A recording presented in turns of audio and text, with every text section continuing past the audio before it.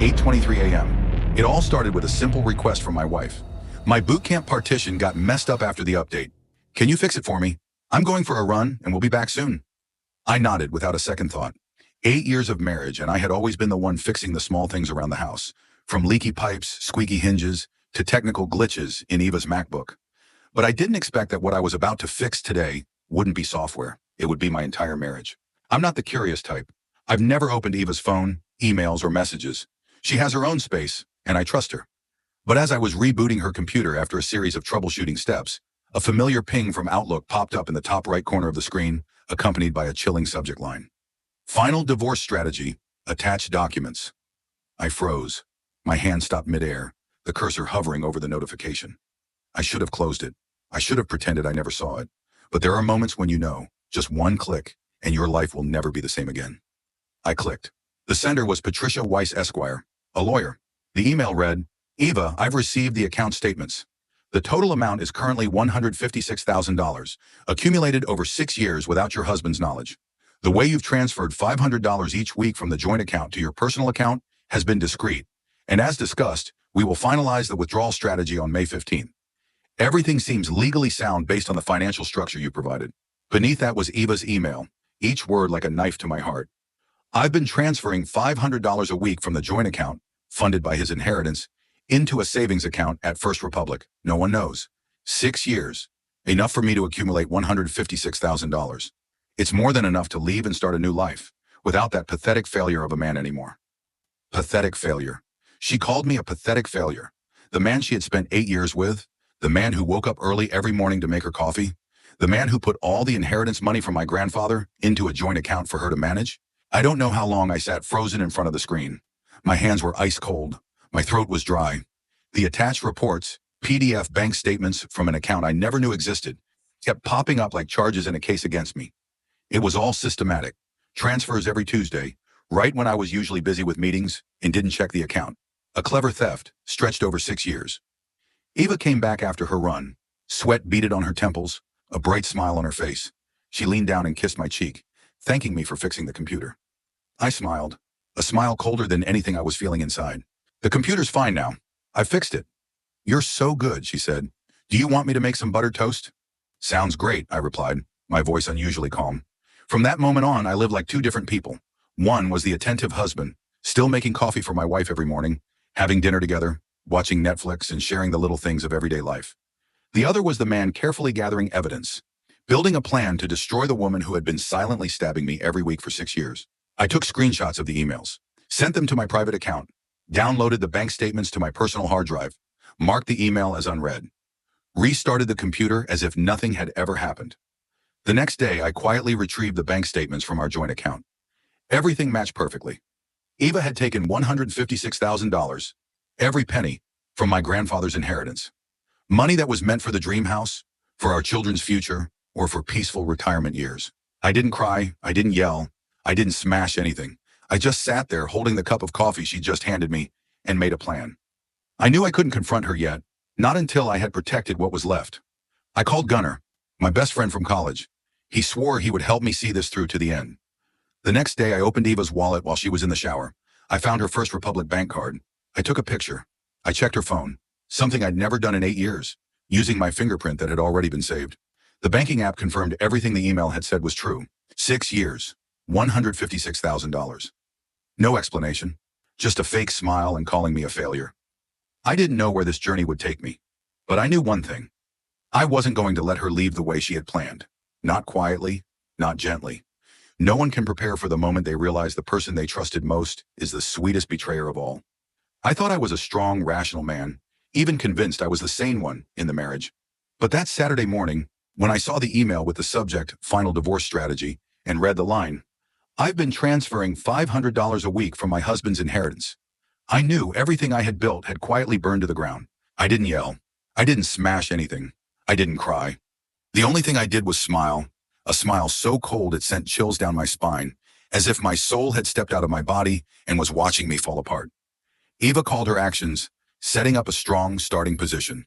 6 years, 312 weeks. Every week, taking $500 from an account funded by my grandfather's inheritance. The elderly man, bent with age, working until 72, who never bought anything expensive for himself except an old radio. He left me $650,000 so that when you need it, son, you won't have to live without freedom. And Ava turned $156,000 of that into her own version of freedom. It took me almost an entire day to calm down before reaching out to Gunnar, my best friend from college, the first person I could think of. We met at a small bar where the floor was sticky from beer and the lights were always dim, much like my life at that moment. I told him everything. Gunnar, who had divorced his wife after being betrayed, nodded slowly. Operation Phoenix, he said, will burn her plan to the ground and you'll rise from the ashes. And just like that, I began, not out of anger, but with a plan. The first step was to sever our financial ties. That Monday, I opened a new bank account, one that had no ties to us before. I didn't immediately transfer the entire $487,000 from our joint account. That would be too obvious. Instead, I withdrew little by little, starting with $250,000 that very afternoon, right as Eva was getting her nails done. The balance in our joint account still looked stable, so she wouldn't suspect anything. It felt like I was carefully disarming a bomb, piece by piece, trying not to let it explode too soon. Next, I started gathering evidence. I bought a new external hard drive. Every email, every text message between her and attorney Patricia, every screenshot of bank statements, all of it was stored in 3 different places, one on a cloud drive, one on the hard drive, and one USB safely hidden in the shoe compartment under my bed. I knew she was smart, but I was a security engineer. I left no trace. The third step was to find a place of my own. I rented a small apartment, not too far from work, paid the deposit in cash, didn't sign under my real name, just a short-term contract for the transition period. I needed a place I could retreat to once everything blew up. And the final step, I needed a lawyer. Kathy, the divorce lawyer I found on Reddit, a woman in her 50s with a voice that could silence even a judge, looked over my case and said bluntly, "She doesn't stand a chance. We've got embezzlement of inheritance, financial fraud, intentional concealment of assets, and abuse of access. And you still want to go easy on her?" I nodded. I want everything to be clean, but if she pushes me, I won't hold back. Eva came home late every night, saying she was in a meeting, at the gym, or preparing for a new conference. But I knew she had put a deposit on a luxury apartment downtown, the one her mother had accidentally mentioned last Sunday. Eva found that cute place, windows from floor to ceiling, she said while adjusting the fridge magnets, as if nothing had just exploded. I sat there expressionless. Every night, Eva would hum, offer me coffee, ask if I wanted pizza. She was trying to make everything seem normal, to keep me from suspecting anything. But it was that very normalcy that made my skin crawl. May 15th. It was coming up. She had planned to leave the exact day I was supposed to go play poker with Gunnar. At 8 p.m., I would leave the house. She would move out in the dead of night, like a thief. But what she didn't know, I wasn't going to poker that day. She didn't know that I had carefully gathered all the evidence, moved all the assets, and even transferred the irreplaceable documents out of the house. My grandfather's hard drive, photo albums, birth certificates. I did it all like a ghost. Ava was starting to get uneasy.